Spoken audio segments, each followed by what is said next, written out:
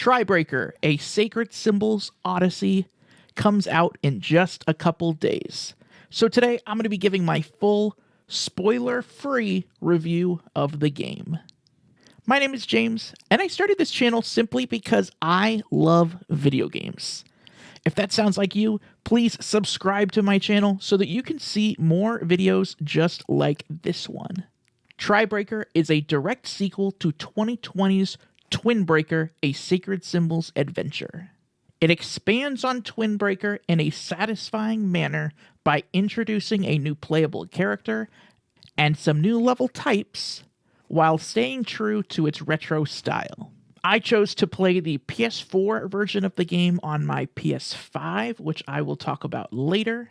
And I want to say thank you to Lillymo for sending me the game early to make this review. All of the footage in this review was captured from my own console, and Lillymo didn't give any guidelines on what to say or what not to say about the game. It took me roughly 3 hours to get through the game on the normal difficulty my very first time playing, and it took me about 9 hours over 5-ish days to get the Platinum Trophy. I played every level about 3 or 4 times, and I've had a couple days to let my thoughts marinate since getting the Platinum. With all of that out of the way, let's get started with the positives. Right off the bat, I want to say that this game is exactly what it intended to be.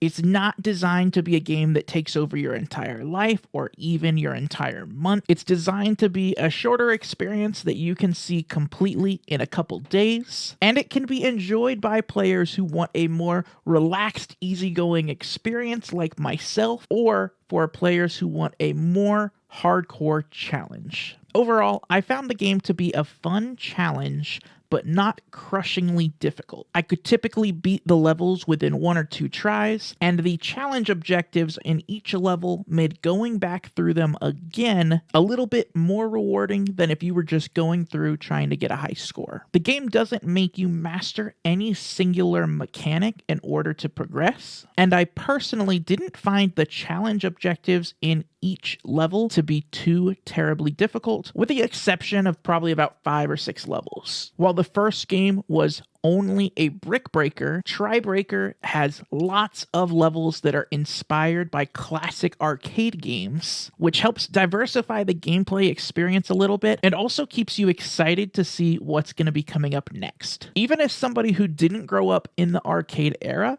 it was exciting to be able to play a certain level and clearly see, like, hey, this level is supposed to be this game. The last positive that I want to talk about is the trophy list. I find the trophy list to be really solid. I was able to get the Platinum Trophy without looking anything up, or I guess in this case, without asking Lillymo for help. And for the most part, beating all of the challenge objectives on normal and beating half of the game on hard will get you the Platinum Trophy. I also liked that when you were just going through levels trying to get the challenge objectives, you do have the option to turn off the story cutscenes so that you can get through the levels a little bit more quickly to help speed up your trophy hunt. That's all for the positives. Let's move on to the mixed. These are things that aren't necessarily good or bad, but I still wanted to bring them up in this review. The first one that I've alluded to quite a bit is that the PS4 version and the PS5 version of the game have different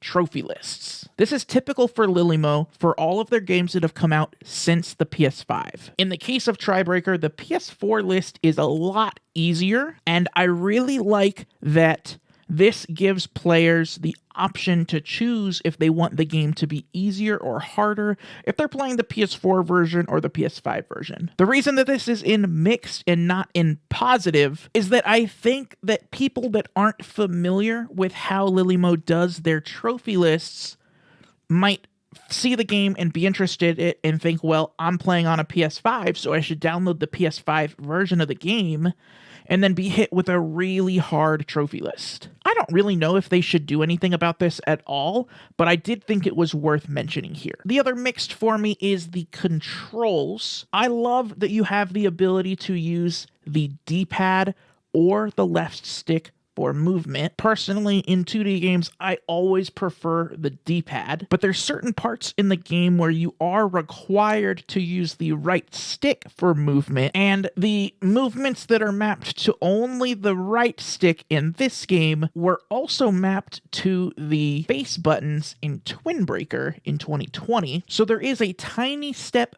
backwards in the control options there. However, I don't think it's that big of a deal. I don't think using the face buttons for movement is particularly comfortable. Before I give my negatives, please go ahead and subscribe to my channel.